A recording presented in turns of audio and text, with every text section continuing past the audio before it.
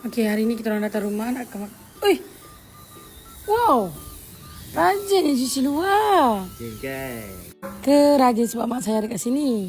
Tak ada lah. Ni pakai apa ni? Yang ni. Mop pusing-pusing. Wow. Dia tak payah nak sental-sental dah lah. Tak payah. Kita tinggal letak aje. Lepas tu jalan. Ni ada satu muncung je lah. Ha? Muncung dia. Banyak muncung dia. Ada muncung tirus. Muncung bulat. Muncung petak. Semua ada. Ni mana wire dia? Mana ada wire ni? Pakai bateri ni. Charge dia. Oh, cara pakai apa? Oh, dia charge je. Pakai apa ni? Pakai Type-C.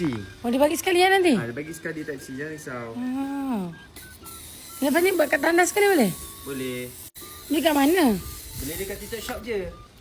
Sekarang kena beli dua lah. Satu untuk atas, satu untuk bawah. Satu untuk awak, satu untuk saya. Ya. Macam tu. Rajinnya dia. So, korang kalau nak beli, benda ni memang function teruk. Cuci bilik air, cuci lantai, cuci mana-mana. Tak payah nak berus-berus dah zaman sekarang ni. Pakai benda ni je automatik. Pakai kat bilik kuning.